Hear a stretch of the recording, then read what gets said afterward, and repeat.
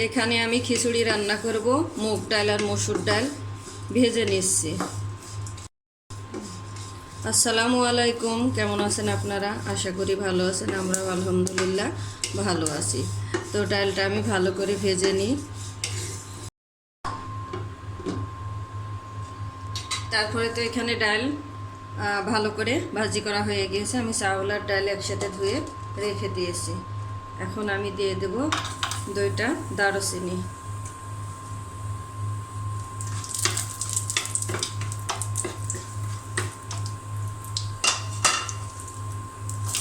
পেঁয়াজ কুচি,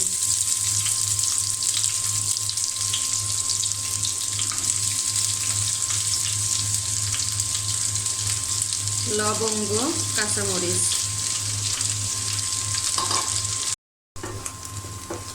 এখানে আমি এলাচ আর তেজপাতাও দিয়ে দিয়েছি। আর এখানে আমি এখন দিব আদা বাটা, রসুন বাটা, জিরা বাটা, ধনিয়া গুঁড়া, হলুদের গুঁড়া আর স্বাদ মতো লবণ। আমি আজকে শুকনো মরিচ ব্যবহার করব না, কাঁচা মরিচ দিয়েই রান্না করব।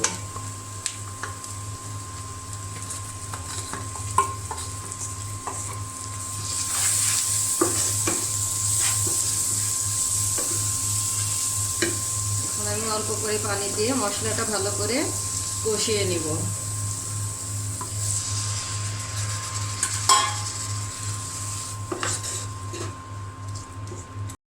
তো এখানে মশলাটা কষানো হয়ে গিয়েছে।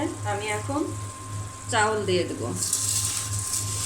চাউল আর মুগ ডাল আর মসুর ডাল।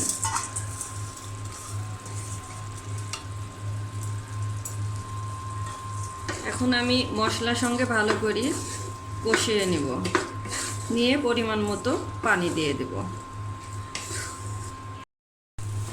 তো এখানে চাউল ডাউল একসঙ্গে ভালো করে আমি ভেজে নিয়েছি মশলার সঙ্গে। এখন আমি পরিমাণ মতো পানি দিয়ে দেব।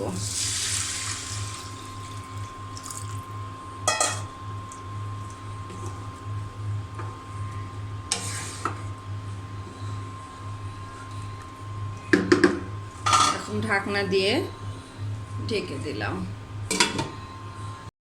তারপরে তো এই যে খিচুড়ি রান্না হয়ে গিয়েছে। আমি একটু নরম নরমই করেছি হালকা।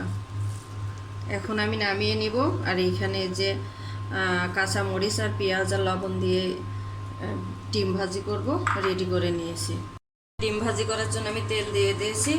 আর এখানে ডিম ভেঙে নিচ্ছি। এখানে আমি 2টা ডিম ভাজি করব।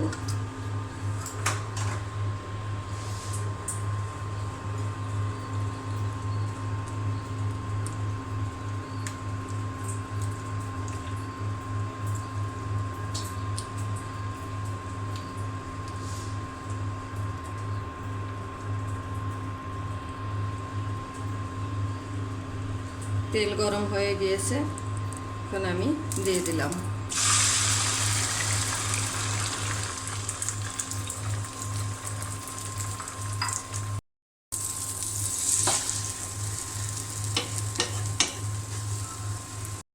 তারপরে এখানে এই যে খিচুড়ি হয়ে গিয়েছে। আর এখানে আমি ডিম ভাজি করে নিয়েছি, পেঁয়াজ কেটে নিয়েছি, সাথে লেবু। আমার আজকে শুকনো মরিচ নাই, শুকনো মরিচ থাকলে শুকনো মরিচ ভর্তা করে নিতাম।